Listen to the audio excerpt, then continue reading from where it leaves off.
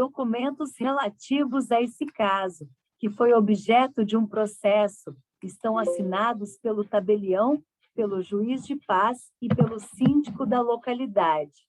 Foram publicadas pelo Eco del Sangro, de 15 de março de 1905. O professor Newbold, da Universidade da Pensilvânia, relata nos Proceedings of SP, R12, página 11, vários exemplos de sonhos que indicam uma grande atividade da alma durante o sono e dão ensinamentos que vêm do mundo invisível. Entre outros, citaremos o do Dr. Eupreste, professor de língua síria na mesma universidade, que num sonho teve a revelação de uma inscrição antiga que até então não havia descoberto. Num sonho mais complexo, em que intervém um sacerdote dos antigos templos de Nippur, dele recebeu a explicação de um enigma de difícil decifração. Foram reconhecidas como exatas todas as particularidades desse sonho. As indicações do sacerdote versavam sobre pontos de arqueologia completamente desconhecidos dos seres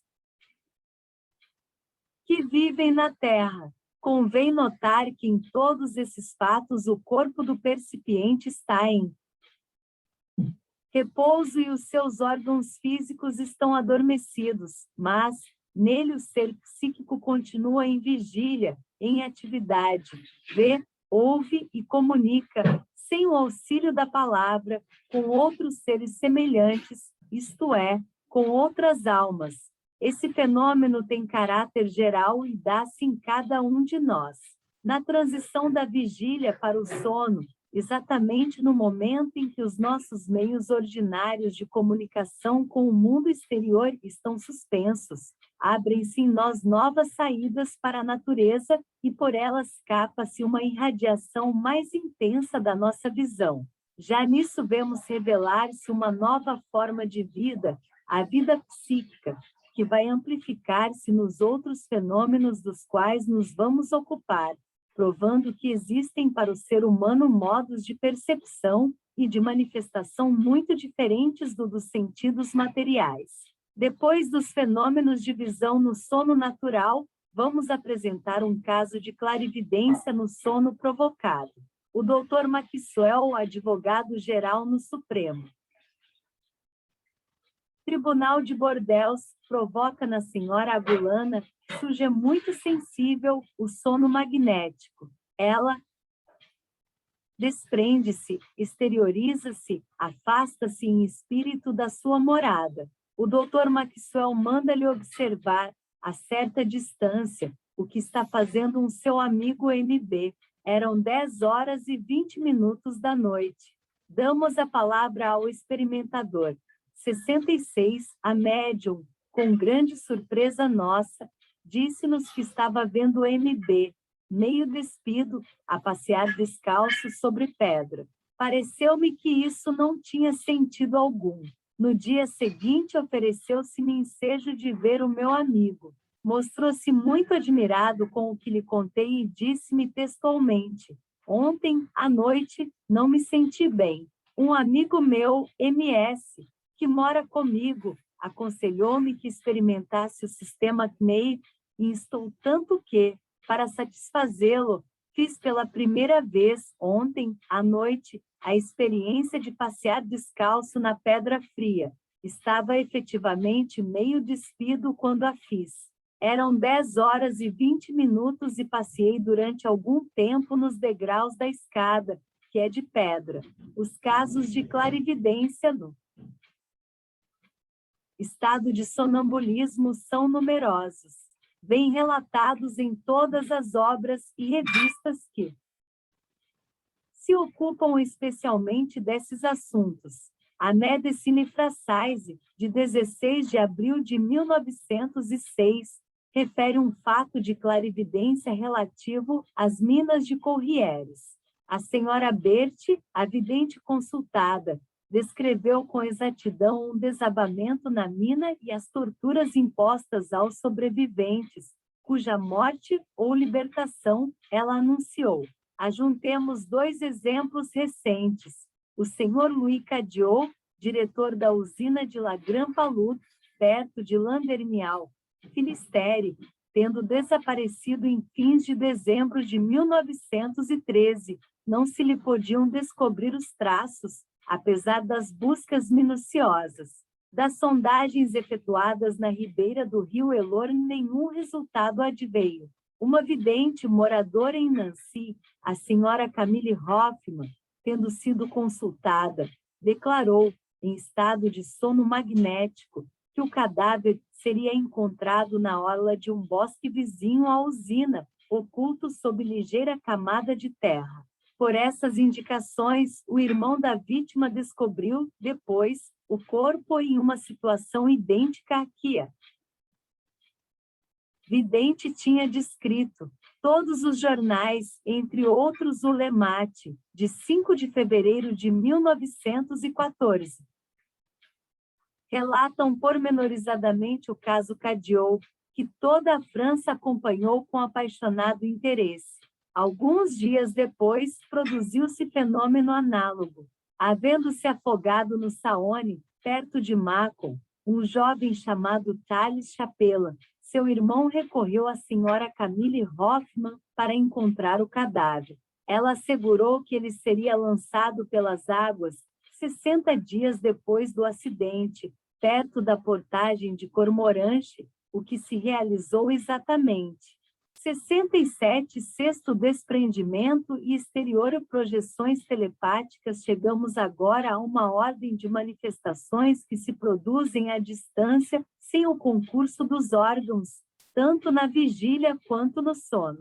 Esses fenômenos, conhecidos pelo termo um tanto genérico e vago de telepatia, não são, dissemos, atos doentios e mórbidos da personalidade, como certos observadores o têm acreditado, mas, pelo contrário, casos parciais, rebentos isolados da vida superior no seio da humanidade. Deve-se ver neles o primeiro aparecimento dos poderes futuros com que o homem terrestre será dotado.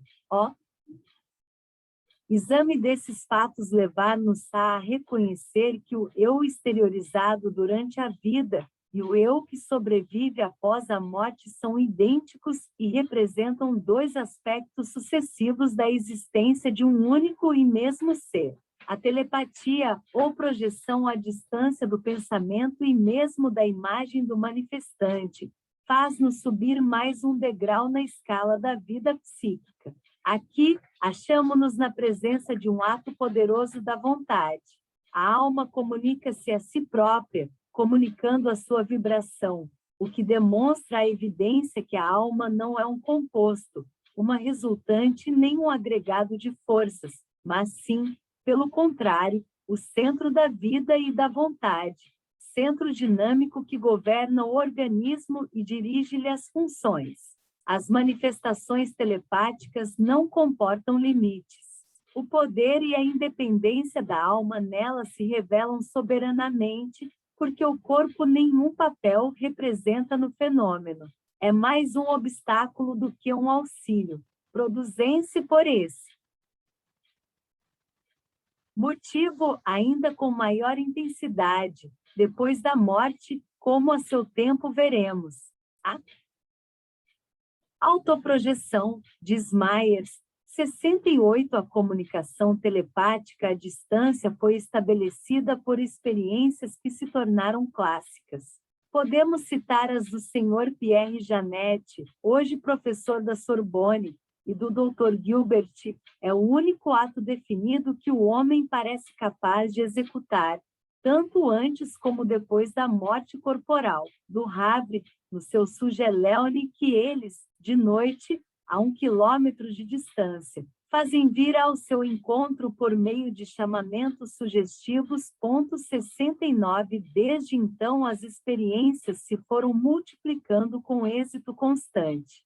Apontemos apenas vários casos de transmissão de pensamento a grande distância. Os Annales des Sciences Psychiques, Paris, 1891, página 26, relatam uma experiência de transmissão mental de imagem feita a 171 quilômetros de distância de Paris a Ribemont, Aisne. Os operadores eram os senhores de Baux e Leon Henrique. O Daily Express, de 17 de julho de 1903, refere notáveis ensaios de permuta de pensamentos que se efetuaram nos escritórios da Review of Reviews, em Norfolk Street, Strand, Londres. Essas experiências eram fiscalizadas por uma comissão de 6 membros, da qual faziam parte o Dr. Wallace, de Harley Street, 39, e o eminente publicista W. Stiar. As mensagens telepáticas foram enviadas pelo Sr. Richardson, de Londres, e recebidas pelo Sr. Frank, de Nottingham, a uma distância de 110 milhas inglesas.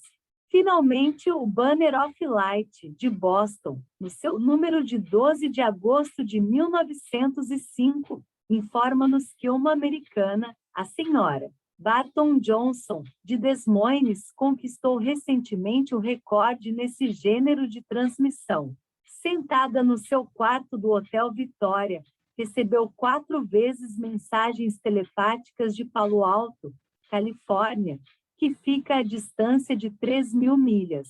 Trata-se, diz o jornal, de fatos devidamente comprovados, rigorosamente fiscalizados e que não deixam subsistir dúvida alguma. A transmissão dos pensamentos e das imagens opera-se, dissemos, indistintamente, tanto durante o sono, como no estado de vigília. Já expusemos.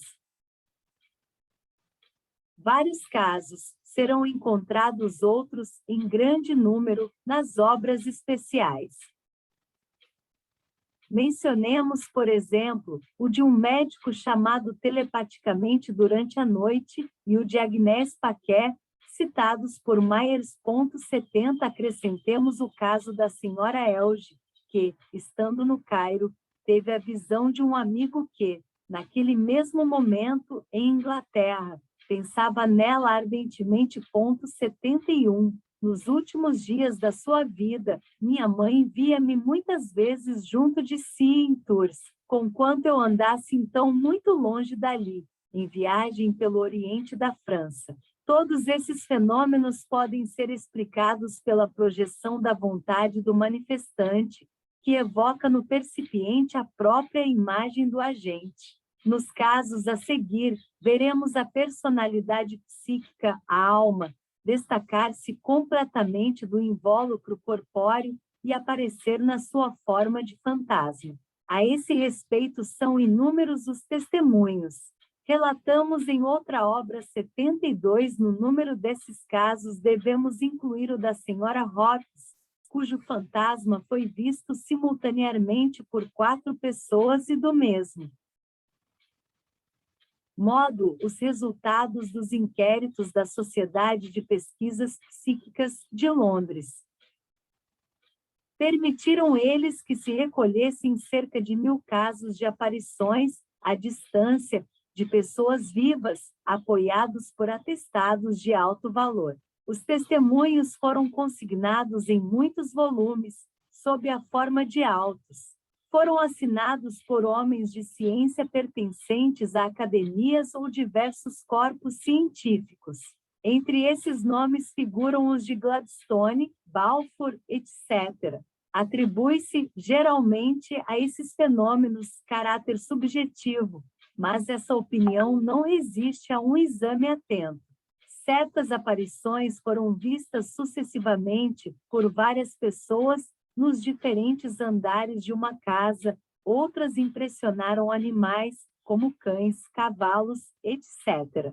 Em certos casos, os fantasmas atuam sobre a matéria, abrem portas, deslocam objetos, deixam indícios no pó que cobre os móveis, ouvem-se vozes, que dão informações a respeito de fatos ignorados, sendo mais tarde essas informações reconhecidas como exatas. 73. As visões de McAlpine de Carroll. Stevenson, 74. A de um marinheiro que, estando a velar junto de um camarada moribundo. Viu aparecer uma família inteira de fantasmas, trajando luto. 75 o caso de Clerc em que o irmão moribundo apareceu a uma negra que nunca o conhecera. 76 na França. Foram recolhidos numerosos fatos da mesma natureza e publicados pelos Annales des Sciences Psychiques, do Dr. Dariex e do professor Charles Richet por Camille Flammarion, na sua obra O Desconhecido e os Problemas Psíquicos. Vamos citar um caso recentíssimo. Os grandes jornais de Londres, o Daily Express, o Evening News, o Daily News, de 17 de maio de 1905, o Empire, de 14 de maio, etc., narram a aparição, em plena sessão do Parlamento, na Câmara dos Comuns, do fantasma de um deputado, o Major Sarkarni Rachesse, retido nesse momento em casa por causa de uma indisposição. 3 outros deputados atestam a realidade da manifestação. Sir Gilbert Parker exprime-se da seguinte maneira: 77, eu queria tomar parte no debate, mas se esqueceram de chamar-me. Quando voltava para o meu lugar, dei com os olhos em Sarkarni Rachesse sentado perto do seu lugar do costume. Como sabia que ele tinha estado doente, fiz-lhe um gesto amigável, dizendo-lhe: estimo que esteja melhor, mas ele não deu resposta alguma, o que me causou admiração. A fisionomia do meu amigo estava muito pálida. Ele estava sentado, quieto, com a fronte encostada à mão. A expressão do seu rosto era impassível e dura. Pensei um instante no que havia de fazer. Quando me voltei para Sarkarni, havia ele desaparecido. Imediatamente fui à sua procura, esperando encontrá-lo no vestíbulo, mas Rachesse não estava lá. Ninguém aí o vira. O próprio Sarkarni não duvidava de ter realmente aparecido na Câmara sob a forma do seu duplo, por causa da preocupação em que estava de dar ao governo o apoio do seu voto. No Daily News de 17 de maio de 1905, Sir Arthur Aiter junta o seu testemunho ao de Sir Gilbert Parker. Diz que ele também não só viu Sarkarni Rachesse, como chamou a atenção de Sir Henry Campbell Bannerman para a sua presença. Na Câmara, a exteriorização ou desdobramento do ser humano pode ser provocada pela ação magnética. Fizeram-se experiências que tornam impossível a dúvida. O paciente adormecido desdobra-se e vai produzir, à distância, atos materiais. Citamos o caso do magnetizador Lewis. 78, em outras circunstâncias semelhantes foi a aparição fotografada. Aksakov, na sua obra Animismo e Espiritismo, cita 3 desses casos. Outros fatos análogos foram observados pelo capitão Volpe e por W. Stiad, diretor do Borderland. No caso Stratias, deu este último senador da România a forma desdobrada do professor Strati e impressionou placas fotográficas. À noite, a distância de 50 quilômetros do lugar onde estava o seu corpo adormecido. Assim, a objetividade da alma, com a sua forma fluídica manifestando-se em pontos afastados daquele onde o corpo se acha em descanso, está demonstrada de maneira positiva e não pode ser contestada seriamente. Ademais, basta consultar a história para reconhecer-se que o passado está cheio de fatos desse gênero. Os fenômenos de bilocação dos vivos são frequentes nos anais religiosos. O passado não é menos rico em narrações e testemunhos a respeito dos espíritos dos mortos, e essa abundância de afirmações, essa persistência através dos séculos são bem próprias para indicar que, no meio das superstições e dos erros, alguma coisa de realidade deve existir. Com efeito, a comunicação e a manifestação à distância entre espíritos encarnados conduzem, lógica e necessariamente, à comunicação possível entre espíritos encarnados e desencarnados. A esse respeito, assim se expressa Myers, 79, nós podemos impressionar-nos reciprocamente à distância e se os nossos espíritos encarnados podem assim atuar de maneira independente do organismo carnal, há nisto uma presunção favorável à existência de outros espíritos independentes dos corpos e suscetíveis de nos impressionarem do mesmo modo. Os habitantes do espaço têm facultado muitas provas experimentais da lei da comunhão universal na medida fraca e estreita em que na Terra ela pode ser verificada com rigor. Devemos apontar, entre outros fatos, a experiência da Sociedade de Pesquisas de Londres, a qual o mundo sábio é devedor de tantas descobertas no domínio psíquico. Estabeleceu ela um sistema de permutas de pensamentos entre os Estados Unidos e a Inglaterra, simplesmente com o auxílio de 2 médios em transe, que serviram para transmitir uma mensagem de um espírito a outro espírito. A mensagem consistia em 4 palavras latinas e o latim era a língua que os médiuns não conheciam. Essa experiência foi feita sob a vigilância e a fiscalização do professor Hislop, da Universidade de Colômbia, em Nova York, e tomaram-se todas as precauções necessárias para serem evitadas as fraudes. 80 quando se estuda, nos seus diversos aspectos, o fenômeno da telepatia. As vistas gerais que daí resultam aumentam pouco a pouco e somos levados a reconhecer nele um processo de comunicação de alcance incalculável. A princípio, esse fenômeno nos foi apresentado como uma simples transmissão quase mecânica de pensamentos e imagens entre 2 cérebros, mas o fenômeno vai revestir as formas mais variadas e impressionantes. Depois dos pensamentos vêm as projeções, a distância dos fantasmas dos vivos, as dos moribundos e, finalmente, sem que nenhuma solução de continuidade interrompa o encadeamento dos fatos, as aparições dos mortos, quando o vidente, na maior parte dos casos, nenhum conhecimento tem do falecimento das pessoas que aparecem. Há aí uma série contínua de manifestações que se vão graduando nos seus efeitos e concorrem para demonstrar a indestrutibilidade da alma.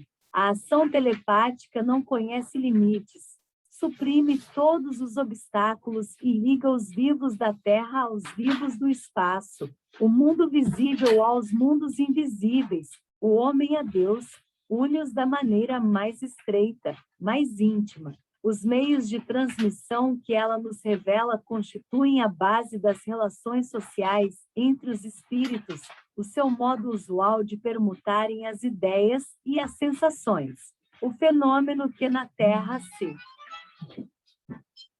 chama telepatia não é outra coisa senão o processo de comunicação entre todos os seres pensantes na vida superior, e a oração é uma das suas formas mais poderosas, uma das suas aplicações mais elevadas e mais puras. A telepatia é a manifestação de uma lei universal e eterna. Todos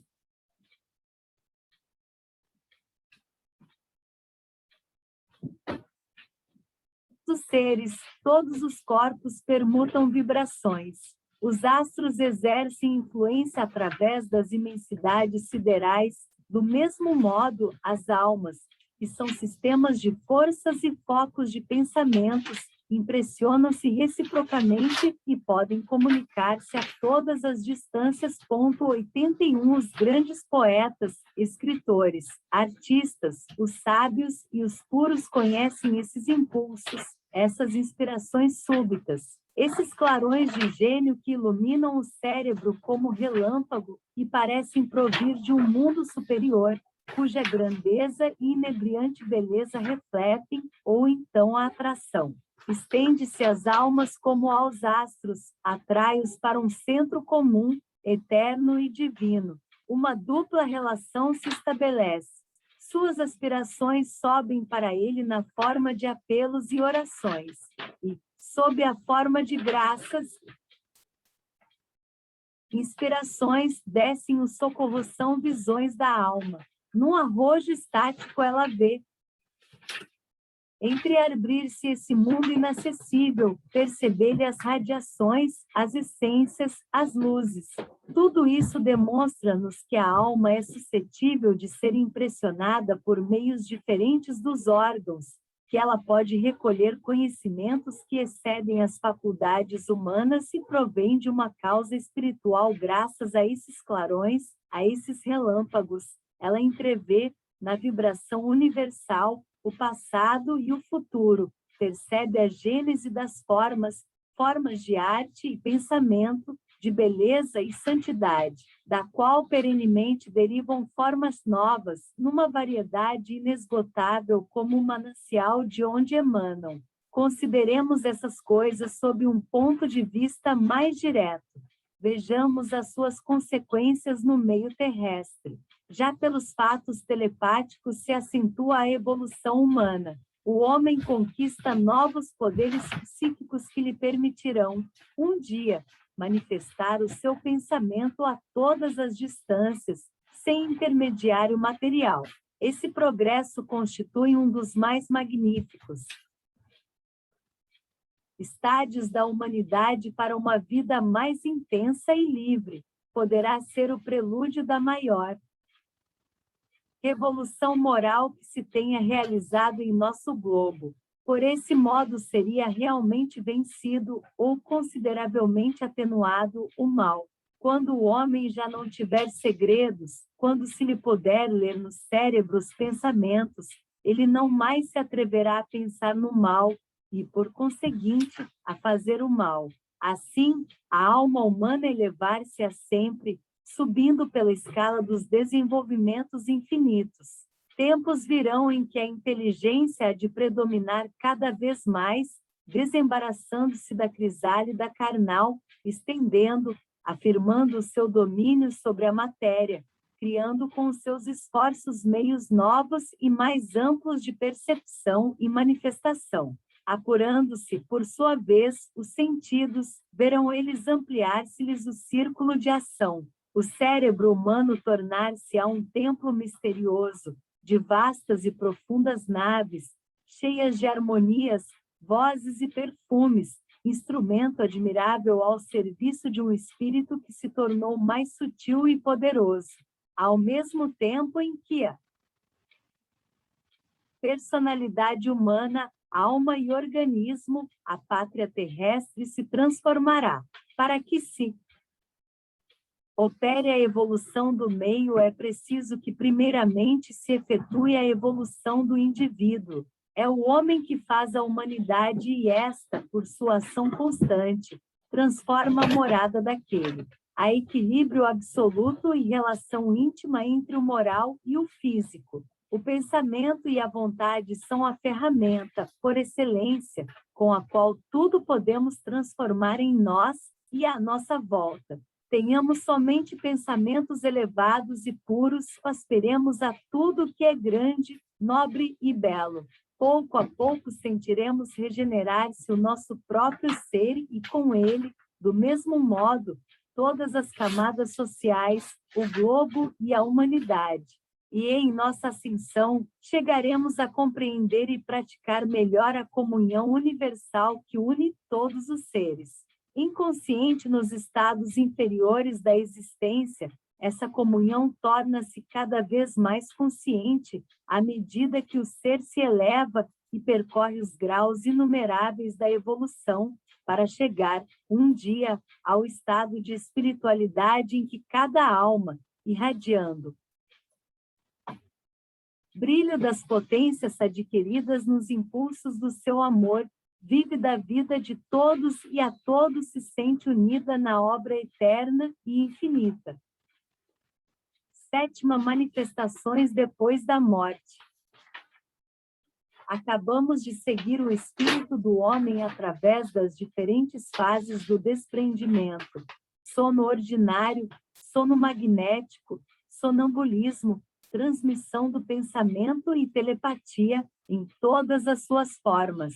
Vimos a sua sensibilidade e os seus meios de percepção aumentarem na razão do afrouxamento dos laços que o prendem ao corpo. Vamos agora vê-lo no estado de liberdade absoluta, isto é, depois da morte, manifestando-se ao mesmo tempo física e intelectualmente aos seus amigos da Terra.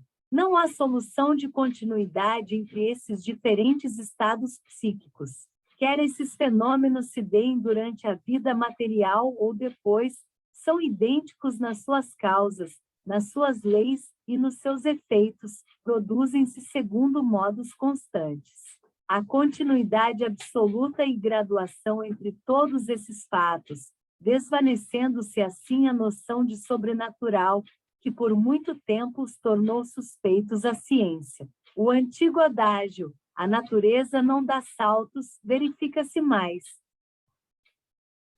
Uma vez, a morte não é um salto, é a separação e não a dissolução dos elementos que constituem o homem terrestre, é a passagem do mundo visível ao mundo invisível, cuja delimitação é puramente arbitrária e devida simplesmente à imperfeição dos nossos sentidos.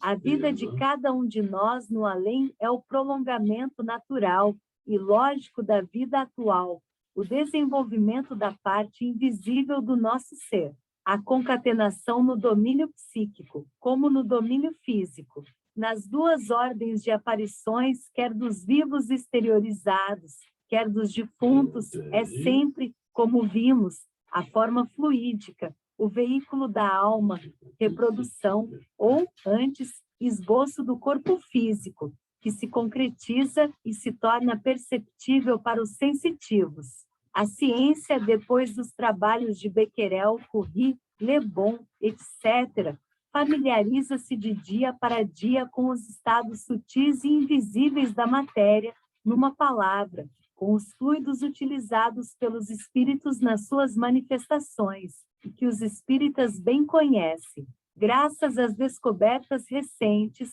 a ciência pôs-se em contato com um mundo de elementos, de forças, de potências, cuja existência nem sequer imaginava. Mostrou-se-lhe, afinal, a possibilidade de formas de existência durante muito tempo ignoradas. Os sábios que estudaram o fenômeno espírita, Sir W. Crookes, Rua Wallace R., Dali Owen, Aksakov, Olod, Paul Gibier, Myers, etc., verificaram numerosos casos de aparições de pessoas mortas. O espírito Kate King, que durante 3 anos se materializou em casa de Sir W. Crookes, membro da Academia Real de Londres, foi fotografado em 26 de março de 1874, na presença de um grupo de experimentadores. 82 sucedeu o mesmo com os espíritos Abdullah e John King, fotografados por Aksakov. O acadêmico R. Wallace e o Dr. Thompson obtiveram a fotografia espírita de suas respectivas mães, falecidas havia muitos anos. 83 Myers fala de 231 casos de aparições de pessoas mortas. Cita alguns tirados dos fantasmas. 84 assinalemos nesse número uma aparição anunciando uma morte iminente. 85, um caixeiro viajante, homem muito positivo, teve certa manhã a visão de uma. Sua irmã que falecera havia 9 anos. Quando contou o fato à família, foi ouvido com incredulidade e ceticismo, mas, ao descrever a visão, mencionou a existência de uma arranhadura na face da irmã. Essa particularidade de tal maneira impressionou sua mãe que ela caiu desmaiada. Depois que voltou a si, contou que fora ela que, sem querer, fizera essa arranhadura na filha, no momento em que a depunha no caixão, que, em seguida, para disfarçá-la, cobrira-a com pós, de modo que ninguém no mundo estava a par dessa particularidade. O sinal que seu filho vira, pois, prova a veracidade da visão, e ela viu nele ao mesmo tempo o anúncio da sua morte que, efetivamente, sobreveio algumas semanas. Depois, 86 devem ser citados igualmente os casos seguintes. O de um mancebo que se comprometera, se morresse primeiro, a aparecer a uma donzela, sem lhe causar grande susto.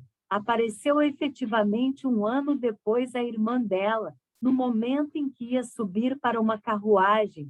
87, o caso do Sr. Town, cuja imagem foi vista por 6 pessoas.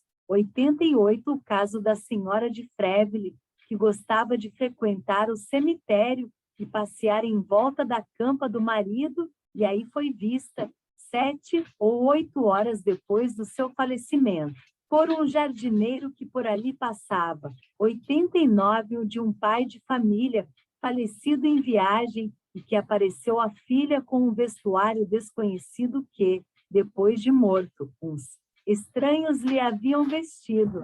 Falou-lhe de uma quantia que ela ignorava estar em seu poder. A exatidão desses 2 fatos foi reconhecida ulteriormente no 90º caso de Edwin Russell, que se fez visível ao seu mestre de capela com a preocupação das obrigações e compromissos contraídos durante a vida. 91.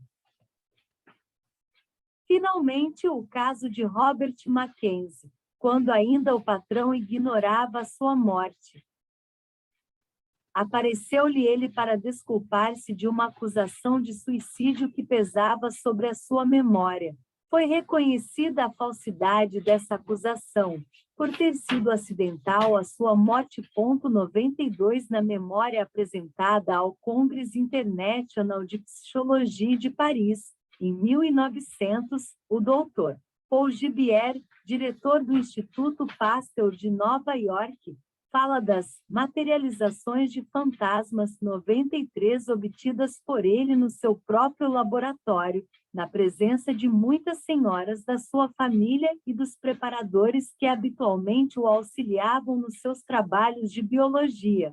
As ditas senhoras tinham especialmente o encargo de vigiar a médium senhora. Salmon despila antes da sessão para lhe examinarem os vestidos, sempre pretos, ao passo que os fantasmas apareciam de branco. Por excesso de precaução, metiam a médium dentro de uma gaiola metálica fechada com cadeado e, durante as sessões, o doutor Gibier não largava a chave. Foi nessas condições que se produziram, à meia-luz, formas numerosas, tales diferentes, desde aparições de crianças até fantasmas de alta estatura. A formação é gradual, opera-se à vista dos assistentes. As formas falam, passam de um lugar para outro, apertam as mãos dos experimentadores. Interrogadas, diz Paul Gibier, declaram todas ser entidades, pessoas que viveram na Terra, espíritos desencarnados, cuja missão é nos mostrarem a existência da outra vida. A identidade de um desses espíritos foi estabelecida com precisão, a de uma entidade chamada Blanche, parenta falecida de 2 senhoras que assistiam às sessões, as quais puderam abraçá-la repetidas vezes e conversar com ela em francês, língua ignorada da médium. No Congresso Espiritualista realizado no mesmo ano em Paris, na sessão de 23 de setembro, o Dr. Bayol, senador das Bocas do Ródano, ex-governador de Dahomey, expunha verbalmente os fenômenos de aparição dos quais foi testemunha em Arles e Aiguieres. O fantasma de Acela, donzela romana, cujo túmulo está em Arles, no antigo cemitério de Aliscampes, materializou-se ponto de deixar uma impressão do seu rosto em parafina fervente, não em entalhe, como se produzem habitualmente as moldagens, mas em relevo, o que seria impossível a qualquer ser vivo. Essas experiências, cercadas de todas as precauções necessárias, efetuaram-se na presença de personagens tais como o prefeito das Bocas do Ródano, o poeta Mistral, um general de divisão, médicos, advogados, etc., 94, numa ata com a data de 11 de fevereiro de 1904, publicada pela Revue des Études Psychiques, de Paris. 95, o professor Milesi, da Universidade de Roma, um dos campeões mais estimados da nova escola psicológica italiana, conhecido na França por suas conferências na Sorbonne sobre a obra de Auguste Comte, deu público testemunho da realidade das materializações de espíritos, entre outras, a de sua própria irmã falecida em Cremona havia 3 anos. Damos aqui um extrato dessa ata. O que de mais maravilhoso houve nessa sessão foram as aparições, que eram de natureza luminosa, posto que se produzissem na meia claridade. Foram em número de 9. Todos os assistentes as viram. As 3 primeiras foram as que reproduziram as feições da irmã do professor Milesi, falecida havia 3 anos em Cremona, no convento das Filhas do Sacré-Cœur, com a idade de 32 anos. Apareceu sorrindo, com o esquisito sorriso que lhe era habitual. Do mesmo modo, o senhor Squanquarilo viu uma aparição, na qual reconheceu sua mãe. Foi a 4ª. As 5 restantes reproduziam as feições dos 2 filhos do senhor Castoni. Este afirma ter sido abraçado pelos filhos, ter conversado com eles várias vezes, ter recebido respostas suas e apertos de mãos. Sentiu-os, mesmo, sentarem-se nos seus joelhos. Assinaram J. B. Milesi, P. Cartoni, F. Simons, J. Squanquarilo, etc. No seu artigo do Fígaro de 9 de outubro de 1905, intitulado Par-delà la Science, C.H. Richet, da Academia de Medicina de Paris, dizia, a propósito de outros fenômenos da mesma ordem: o mundo oculto existe, correndo embora o risco de ser tido pelos meus contemporâneos como insensato, creio que há fantasmas. O célebre professor Lombroso, da Universidade de Turim, no número de junho de 1907 da revista italiana Arena.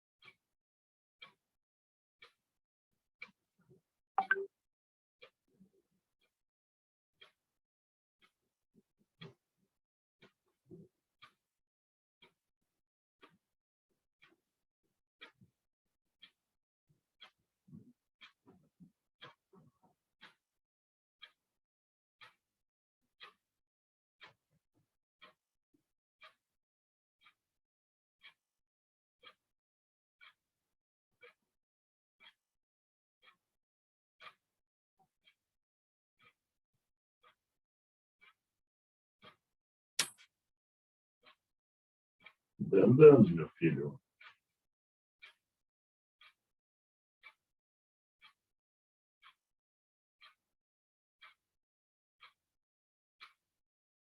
Tá, deixa eu ir lá acertar depois. Agora tá 55. Eu botei.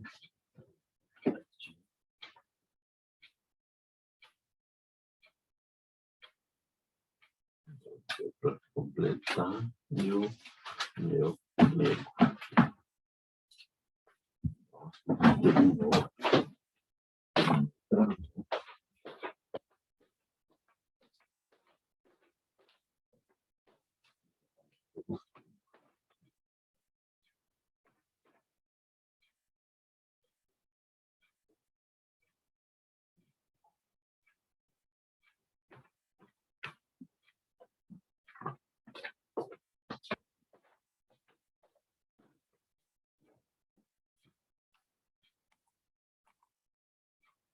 Arena expõe o resultado de suas experiências com Eusápia Paladino, fenômenos de levitação, transportes de flores, etc., e acrescenta: o leitor vai interpelar-me com ar de compaixão e perguntar-me: não se deixou simplesmente ludibriar por farsantes vulgares?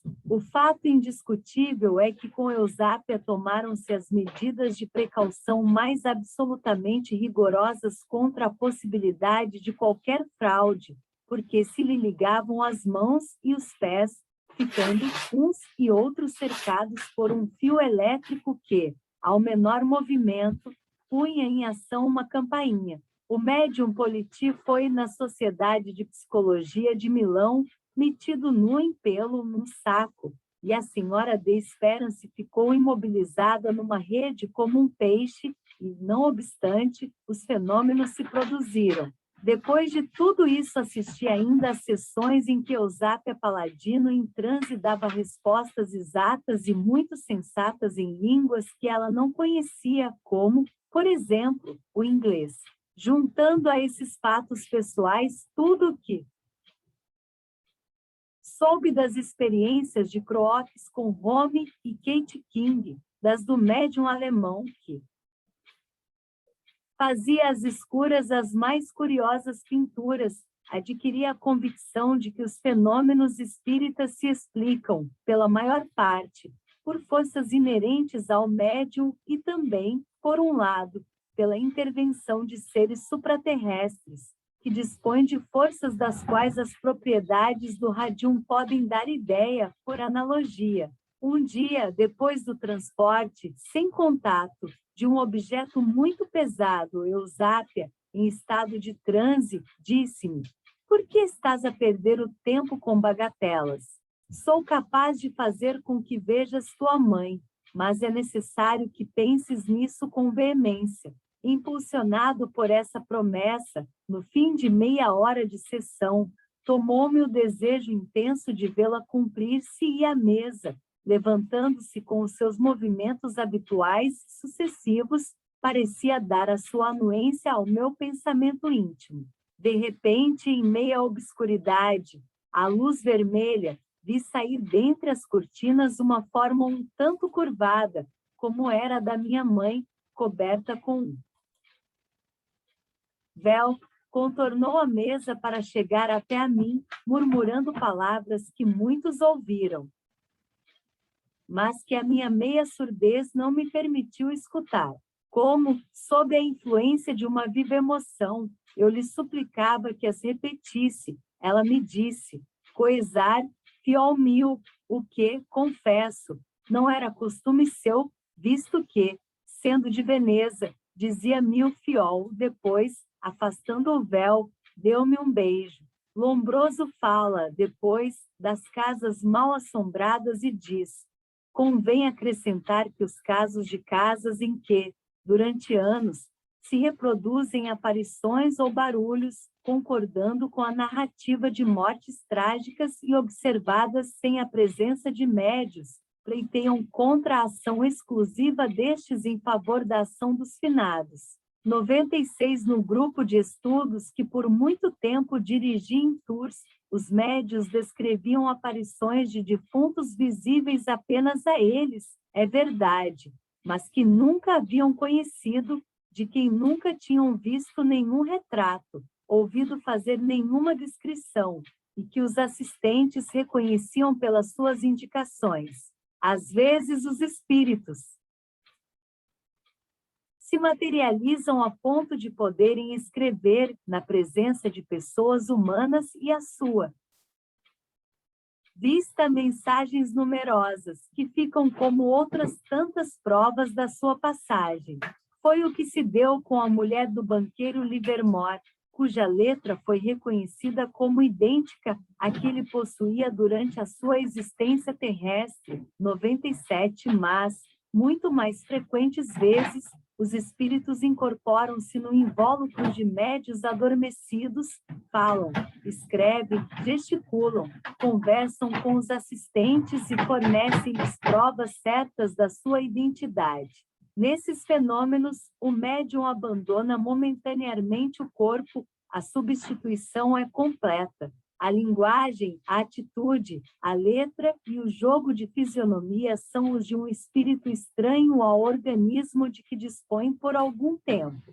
Os fatos de incorporação da senhora Piper, minuciosamente observados e comprovados pelo Dr. Hodgson e pelos profs. Islop, W. James, Nelbold, O. Lodge Myers, constituem um complexo de provas mais poderoso em favor da sobrevivência. 98 numa noite, em que uma dúzia de pessoas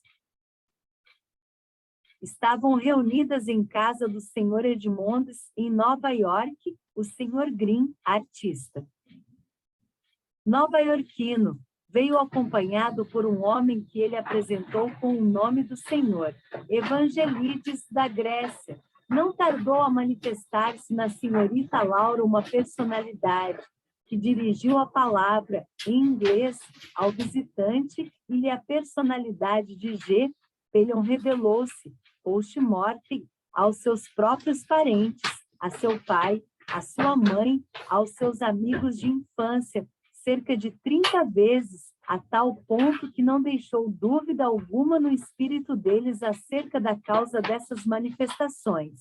Sucedeu o mesmo com o professor Islop, que, tendo feito ao espírito do seu pai 205 perguntas sobre assuntos que ele mesmo ignorava, obteve 152 respostas absolutamente exatas, 16 inexatas e 37 duvidosas, por não poderem ser verificadas. Essas verificações foram feitas no decurso de numerosas viagens efetuadas através dos Estados Unidos para se chegar a conhecer minuciosamente a história da família Islop antes do nascimento do professor, história a que essas perguntas se referiam. Os Análises de Sciences Psychiques de Paris, julho de 1907, lembram o seguinte: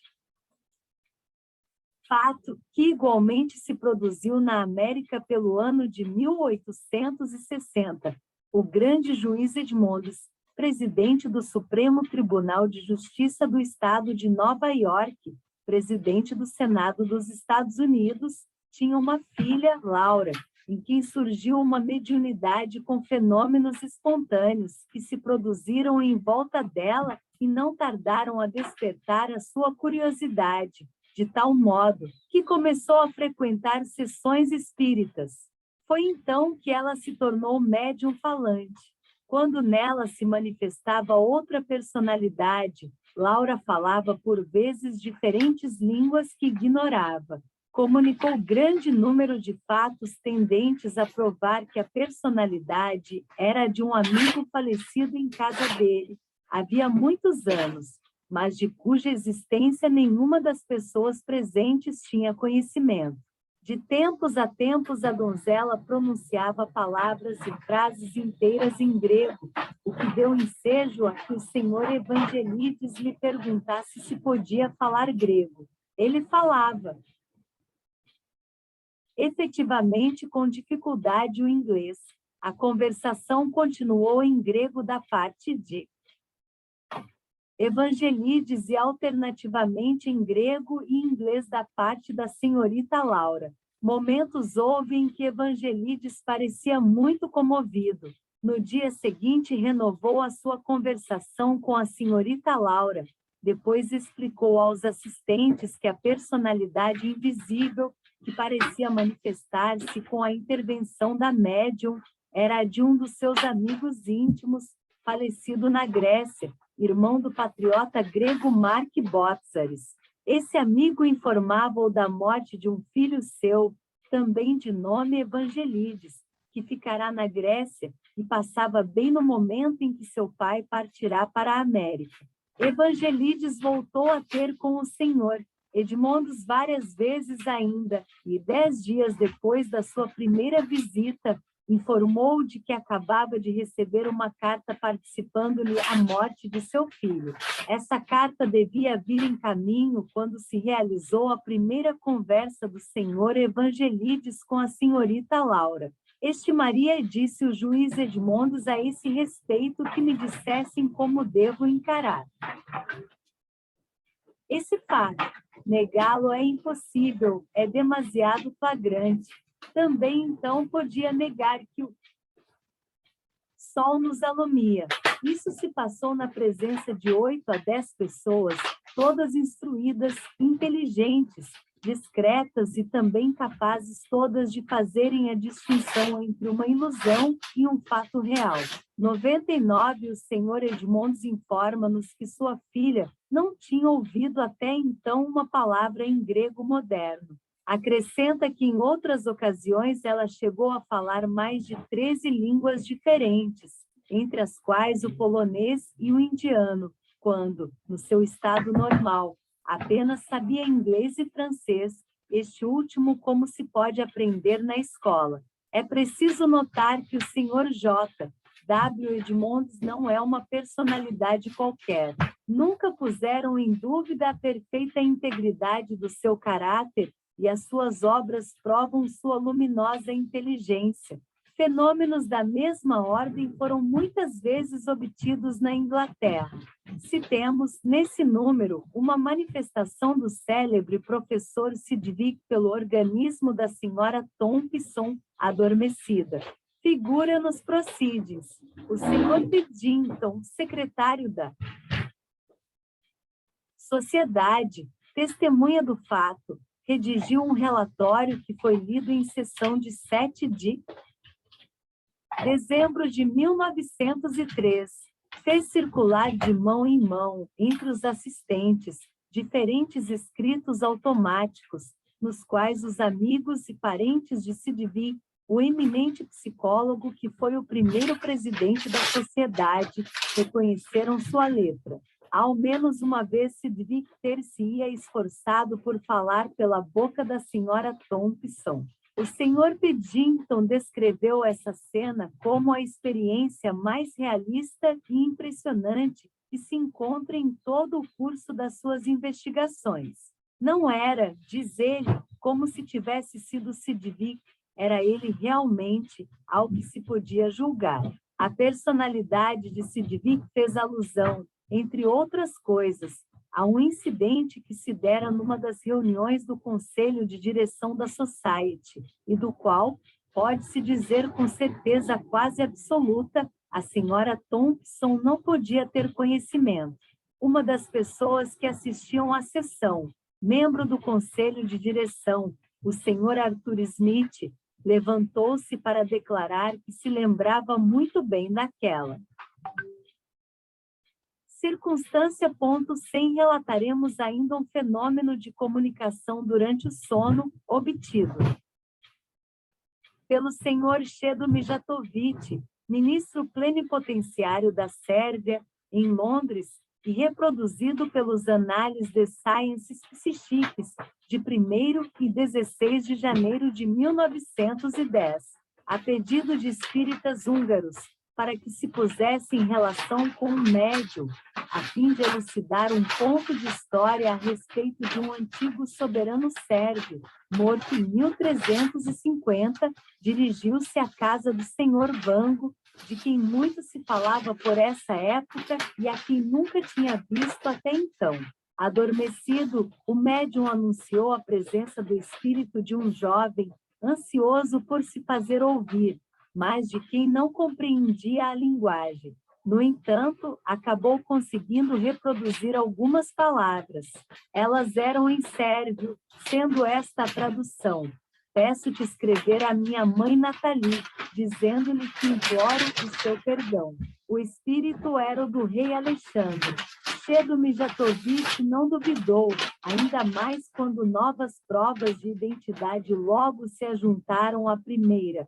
O médium fez a descrição do defunto e este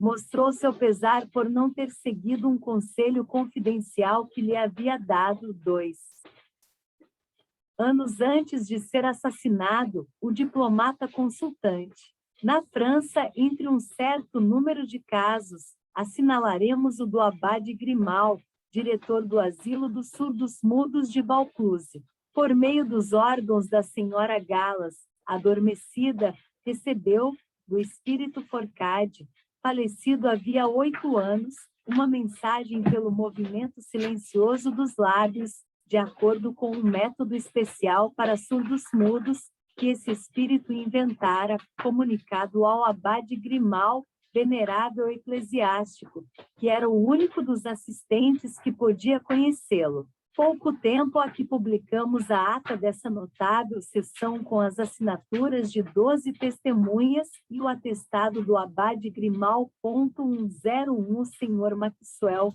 advogado-geral no Tribunal de Apelação de Bordeaux e doutor em medicina. Na sua obra Phänomenpsychique 102, estuda o fenômeno das incorporações que observou em casa da senhora Agulana, esposa de um estucador. E assim se exprime a personalidade mais curiosa é a de um médico falecido há 100 anos. A sua linguagem médica é arcaica. Das plantas, os nomes medicinais antigos. O seu diagnóstico é geralmente exato, mas a descrição dos sintomas internos que ele vê é bem própria a causar admiração a um médico do século XX. Há 10 anos que observo o meu colega de além-túmulo. Não tem variado e apresenta uma continuidade lógica surpreendente.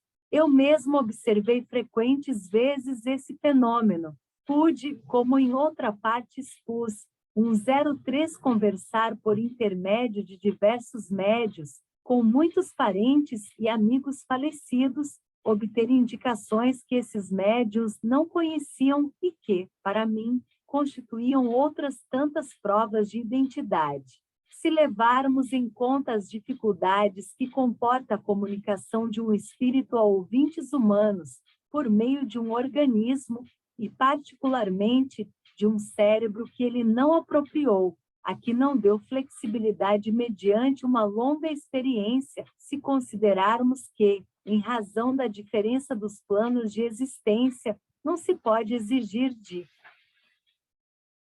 um desencarnado todas as provas que a um homem material se pediria, é preciso reconhecer que o fenômeno das incorporações é um dos que mais concorrem para demonstrar a espiritualidade e o princípio da sobrevivência. Não se trata, nesses fatos, de uma simples influência à distância. Há um impulso a que o sujeito não pode resistir e que, na maior parte das vezes, se transforma em tomada de posse do organismo inteiro. Esse fenômeno é análogo ao que verificamos nos casos de segunda personalidade. Neste, o eu profundo substitui o eu normal e toma a direção do corpo físico, com um fim de fiscalização e regeneração. Mas aqui é um espírito estranho que desempenha esse papel e substitui a personalidade do médium adormecido. As palavras possessão ou posse, de que acabamos de nos servir, foram muitas vezes tomadas em sentido lamentável.